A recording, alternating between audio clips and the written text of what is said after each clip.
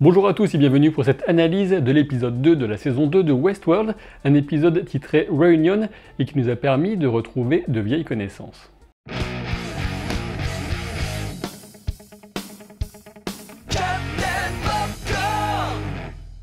De mon point de vue, cet épisode 2 illustrait parfaitement tout l'intérêt qu'il y a à être vraiment investi dans une série telle que Westworld afin de véritablement profiter de toute sa subtilité et sa profondeur. La série continue de jouer comme elle sait si bien le faire avec les spectateurs, en semant de ci de là des indices qui nous permettront éventuellement de deviner certains des retournements qu'on suppose à venir pour la saison. Et puis il y a aussi le côté gratifiant de retourner dans le passé, et notamment pour y retrouver William, un personnage central de la première saison. Comme souvent dans Westworld, il faut être attentif pour se repérer entre les différentes époques qu'on retrouve à l'écran, sachant que cette fois, on passe surtout du temps entre 37 et 30 ans dans le passé, puis dans les 11 jours qui précèdent la scène de Bernard qui se réveille sur la plage, tel qu'on l'a vu dans le premier épisode. Dans cet épisode aussi, le casting déjà fabuleux de cette série s'est enrichi parfois très temporairement avec l'arrivée de sacrés acteurs. Il y a Jonathan Tucker, vu notamment dans la série Kingdom, dans le monde du MMA, un acteur excellent. Il y a aussi Zad McClarnon, que j'avais découvert dans Fargo saison 2. Il y avait évidemment Giancarlo Esposito, célèbre pour son rôle de Gus Fring dans Breaking Bad. Et enfin, on a même eu le plaisir de revoir Claire Unabia dans le rôle de Juliette, l'épouse de William et la fille de James Delos, sachant qu'elle est une mannequin qui apparaissait sur une photo Getty Images qui avait été choisie en première saison, et dont on se souvient de l'impact sur Peter Abernathy. On avait appris en première saison que Juliette était terrorisée par William et qu'elle est morte d'une overdose sans doute volontaire, sachant que sa fille Emily en veut à son père pour cette disparition. Et dans cet épisode, on peut déjà observer la façon dont Juliette regarde Dolores. Autant continuer au passé avec Dolores qu'on retrouve en début d'épisode, alors qu'elle découvre le monde des humains. Sa relation bien particulière avec Arnold est encore une fois mise en avant. Dolores était supposée convaincre Logan, mais ce sera finalement Angela qui sera envoyée à sa place. On sent bien que lorsqu'Arnold insiste pour que Dolores n'y aille pas, il s'agit d'une sorte de protection paternelle. Et pourtant, on apprend aussi à cette occasion qu'à cette époque, son fils Charlie est encore vivant. Comme a pu le souligner Brabley78 sur Reddit, la maison en construction d'Arnold est un hommage direct à celle de Deckard dans Blade Runner, ce qui est encore davantage souligné par la musique de cette séquence. Alors que Dolores s'émerveille de la beauté des lumières de cette cité dans la nuit, avec une phrase qu'on retrouvera plusieurs fois dans l'épisode, l'ingénieur compare cette capacité à voir de la beauté dans ce qui est nouveau et étrange à celle qu'a son fils. Une capacité que tous les humains ne mériteraient pas, si on en croit Arnold, et voilà une remarque assez intéressante, alors que de mon point de vue, j'ai bien l'impression que Dolores est en train d'effectuer une sorte de tri de son côté, au présent, entre les autres qui pourront accéder au monde promis, au monde meilleur, et ceux qui devront rester dans le parc. Et j'ajouterai que parmi tous les indices qui viennent souligner le complexe divin qui a pris Dolores, celui-ci est sans doute le plus important, notamment pour la suite de l'histoire. Ce qui est clair, c'est que l'épisode souligne la transformation de Dolores entre l'ingénue émerveillée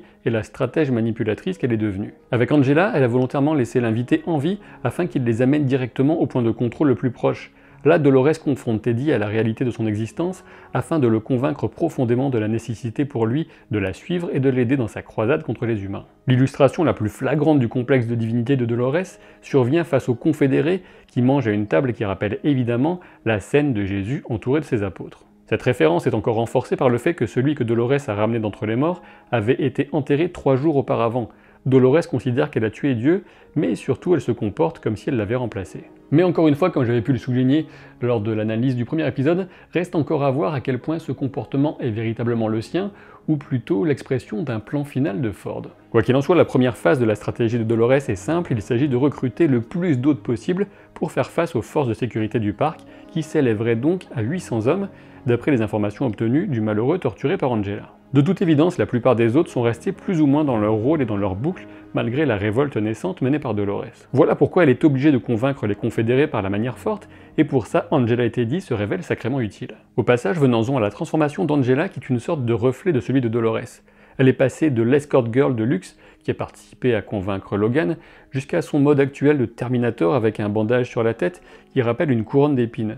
Toutefois, elle semble totalement obéir à Dolores sans poser de questions, à tel point qu'on se demande s'il n'y a pas un peu de codage derrière tout ça. Le prochain épisode devrait sans doute nous montrer la confrontation armée entre les hôtes et les gardes, mais pour ce qui est de l'étape suivante du plan de Dolores, elle reste pour l'instant bien mystérieuse. Et oui, la vallée de l'au-delà cacherait donc une arme qu'elle a l'intention de retourner contre les humains, mais de quoi s'agit-il exactement ?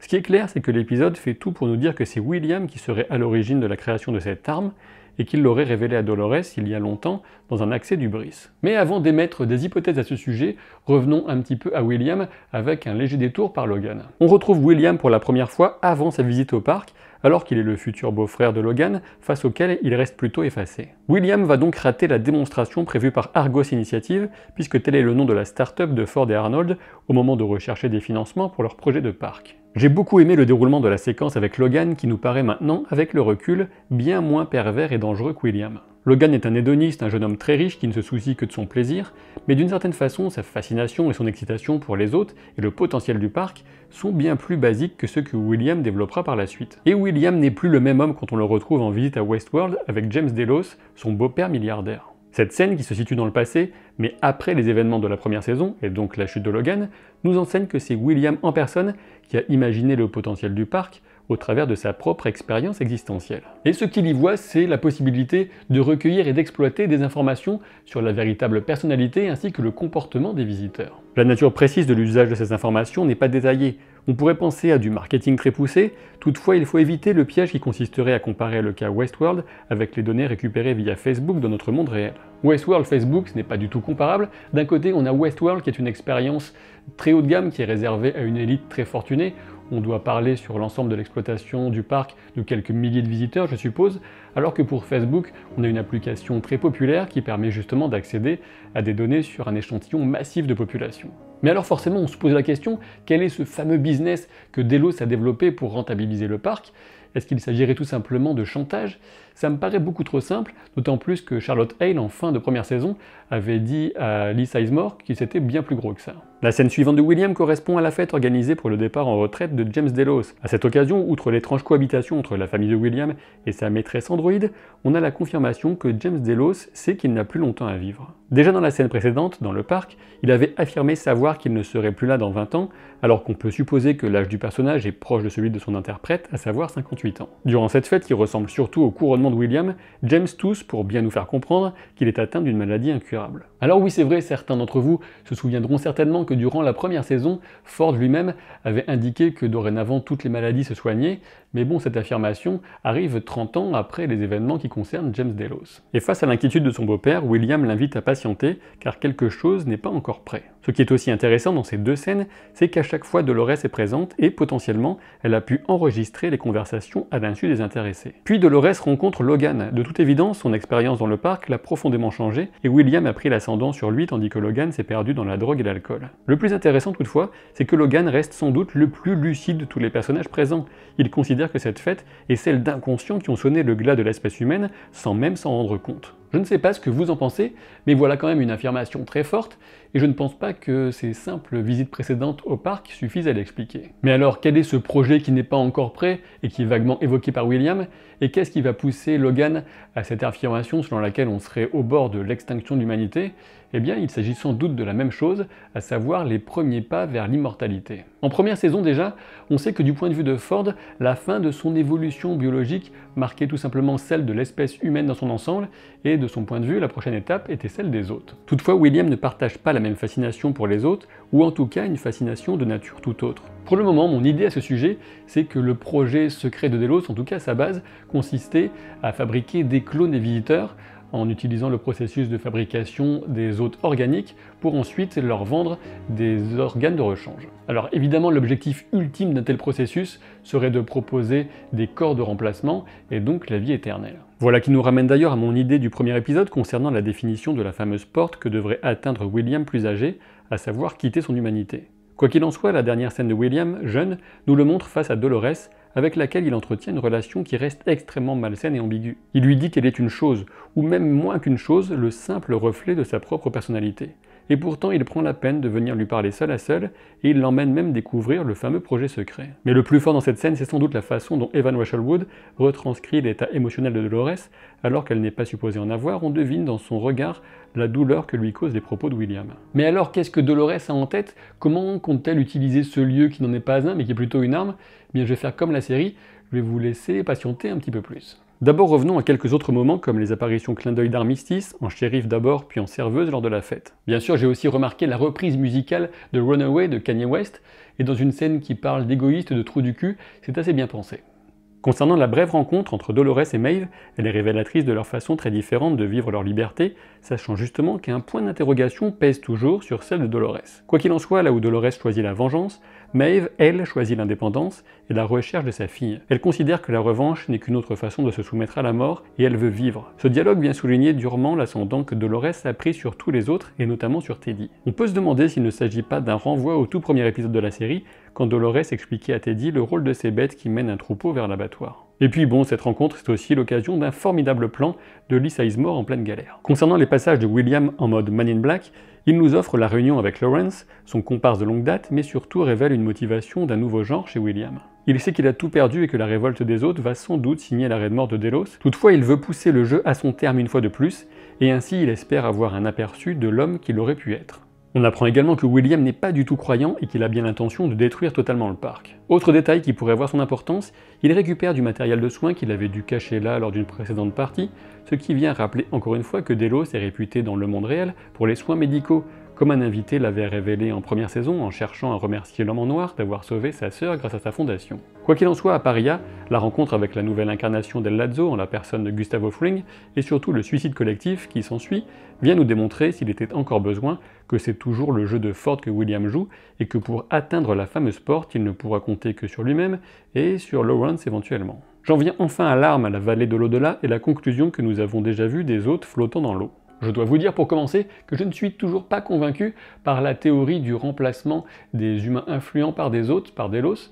Peut-être que la technologie existe, mais je ne pense pas que le projet ait déjà été mis en place. En revanche, ce qui me semble une piste intéressante, c'est que le processus technologique pourrait être au point dans les deux sens, à savoir télécharger l'esprit d'un être humain dans le corps d'un androïde, mais aussi télécharger le codage d'un androïde dans le corps d'un humain.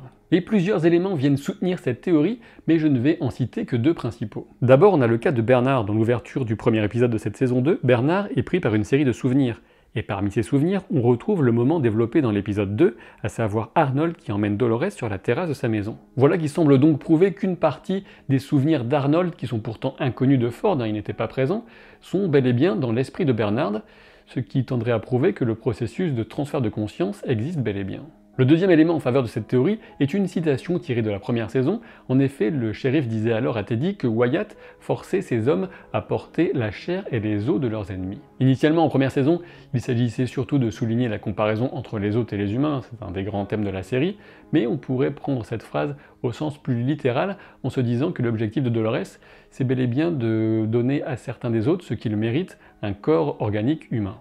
Dernier petit argument, là c'est plutôt une remarque, parce que c'est carrément tiré par les cheveux, voire farfelu, il s'agit de Delos Incorporated. Alors bien sûr, Incorporated a un terme légal bien connu, mais on peut aussi le traduire par fusionner. À ce sujet, le site a justement été mis à jour avec une pièce qui comprend quelques meubles et des extraits vidéo, je vous mettrai le lien en description. Dernière remarque, mais cette fois sur un plan bien particulier de l'épisode. Il fait suite au moment où Dolores récupère la larme du membre de Delos, et juste après on a donc une image sans explication du même geste a priori qui semble accompli par Dolores alors qu'elle se situe dans la maison d'Arnold. Et si ce plan m'intrigue autant, c'est parce qu'il est très difficile de savoir s'il s'agit d'un flashback ou d'un flash-forward.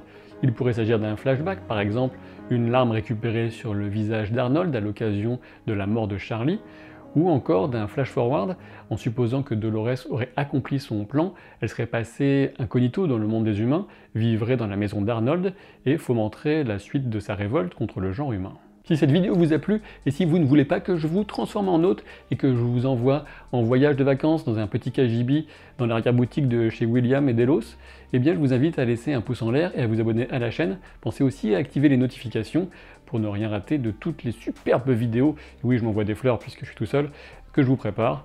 Et nous je vous dis à très vite pour de nouvelles aventures. Salut!